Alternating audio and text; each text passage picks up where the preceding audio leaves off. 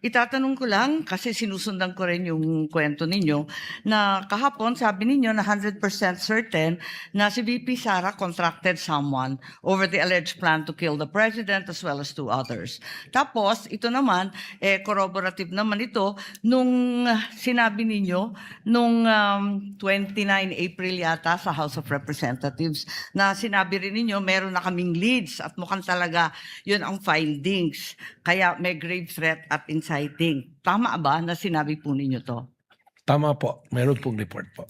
At alam din natin na nag-file na yung NBI February 2025 na ng inciting to sedition case against BP nung February last year. Ngayon, nagtatanong lang ako, 14 months later, as late as 29 April, the NBI still has not identified yung supposed assassin.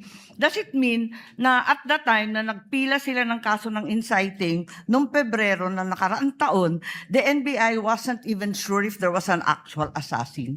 Alam ko before your time to, no, Mel?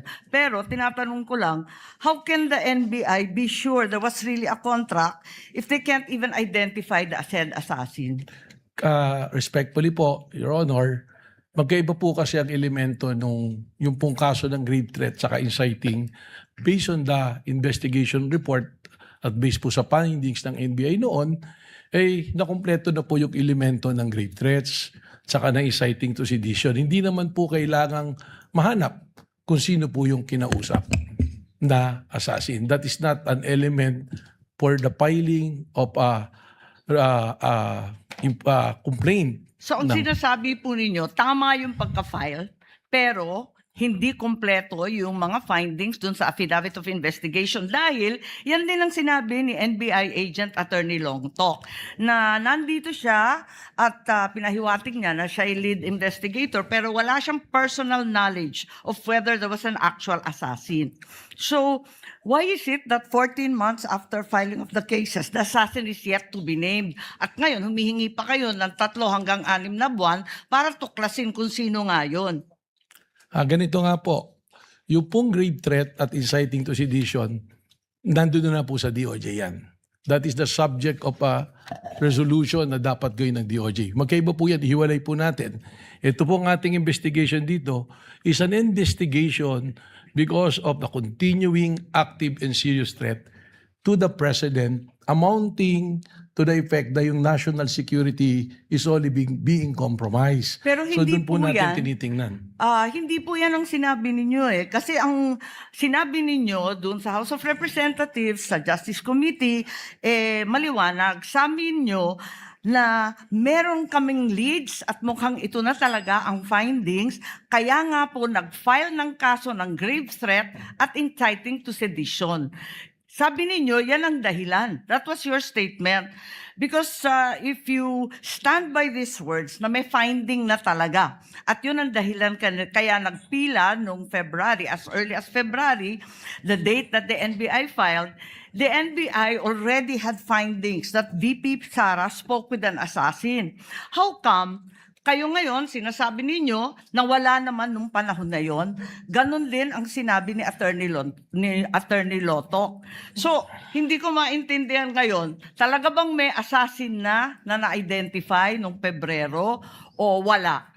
Wala pong na-identify nung February. Bakit ninyo sinabi doon sa House of Representatives na yung dahilan na nagpila ng kaso kasi meron na kayong assassin? That is totally magkaiba po na issue. Again, babalik po ako. Pareho yung issue kasi yun din ang inaalam ng Justice Committee noon At ang liwaliwanag na sabi niyo, yung dahilan na nakapagpila na sila ay dahil natuklasan na yung assassin. Wala po akong sinabi doon na natuklasan. I also mentioned at that time that there are persons of interest. Again, we have to go back po na yung inciting to the sedition Hawak ko and po grave yung threat. transcript kasi. Okay po, tama naman po yung binabasa Kaya niyo. nga nag-file ng kaso kasi meron na kaming leads. Well, ang liwanag ng pagkasabi ninyo we are referring, may lead na nga po, ibig sabihin, yung pong grave threat completed na Meron ng threat. In fact, tumatawid na po tayo sa merong kinausap.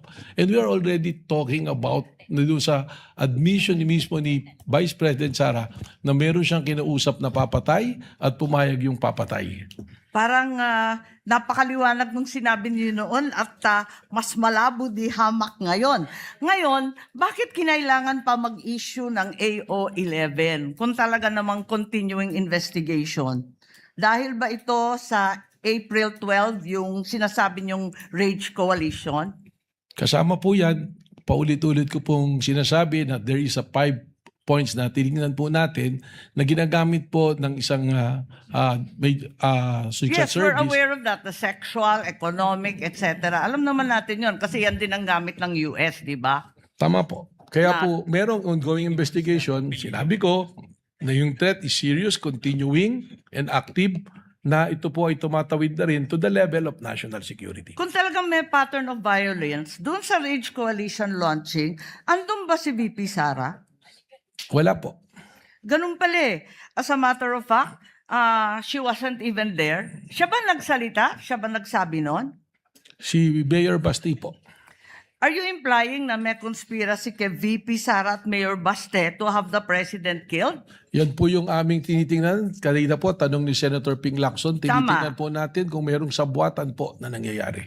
May katibayan ba tayo dito sa conspiracy? Dahil matindi ang pinag-aralan nyo bilang abogado. Sapat ba ito para ipakita na may conspiracy dun sa dalawa? Yun po din yung sagot ko kanina kay Senator Ping Lacson, kaya po hindi pa nakasuhan sapagkat tulad po ng mga kaso na pumapasok at alam po ng mga abogado na conspiracy is sometimes harder to prove than the crime itself. That's why we have to make a case build-up para masiguro po natin ng isasampang kaso Sa ay madaling lulusot. sabi, wala pa pong katibayan ng conspiracy. Yun po yung tinitingnan nga nating anggulo kaya Yun nga, tinitingnan ng pero sa ebidensya. ngayon, habang tayo ang naglilitis dito, wala pa. Kung meron na po, na-file na po namin yan. Kailangan po lumusot ito under Memorandum Circular number 20 of the Department of Justice. Ngayon, Reasonable certainty of conviction. alam natin yan. Ang sabi ninyo, yung Special Task Force, ano ang gagawin ng Special Task Force kung natumbok na rin yung assassin nung Pebrero pa? O Then- natumbok na ninyo ngayon na nasa ilan na na-interview ninyo? Ano ang gagawin sa mga assassin na to? Then, kailangan po natin silang imbestigan at kausapin kung gaano kalawak para malaman po natin kung huminto na ba ang threat sa presidente sapagkat alamin natin kung sino po ang mga kausap. Dahil maraming nagtatanong kung bakit pa kailangan mag-case build-up samantalang eto na tayo sa impeachment trial, eto na tayo na wala pang actual assassination, kaya hindi naman maintindihan kung ano pa ang silbi ng Special Task Force. Alam po ninyo, yung pong dito sa impeachment, magkaiba po yung requirement eh. Hindi naman po natin kailangan pang ipresenta kung sino yung kinausap na assassin. Ang importante lang po rito ay yung admission mismo ng Vice Presidente na humanap siya ng mamamatay para patayin ng Presidente at iyon ay pumayag. Doon po papasok na yan. Dahil po respectfully, di po sa impeachment court, hindi naman po necessary na may criminal conviction. Kaya po inilatag po yan kung ano-ano yung mga basehan po. Kindly wind up, Sa Senator ating Judge. presiding judge at pati na rin kay Attorney Matibag, ang ating direktor, sabi po ninyo na matutumbok ninyo ito sa loob ng 3 hanggang 6 na buwan. Kung maaari, sabihin na ninyo sa amin, pwede naman i-disclose kung tutuusin at sasampahan naman yan ng demanda through regular filing, hindi dito sa impeachment. At di naman siya subject of arrest for inquest proceeding. Bakit hindi sabihin? Or kung maaari, bumalik na lang kayo in 3 to 6 months. Pwede bang i-request yun kapag meron na kayo natuklasan at napunteriyang assassin? Again, ang sagot ko po dyan, iba po naman yung national security protection at impeachment. Dito po sa impeachment, yung sinasabing betrayal of public trust ay pumasok na po dahil meron pong sinumpang tungkulin ng ating Vice Presidente to protect and defend the Constitution, execute the law, do justice to everyone, and consecrate herself to the service of the nation. Alam po natin Yung yan. pong ginawa niya po, papasok po yun sa betrayal of public trust kasi enforce the law, do justice. Pero ito po, Execute the law. Ito, execute the president po eh. Alam po natin yan, pero binubuo natin ang mga elemento ng grave threats at inciting to sedition. Maraming salamat.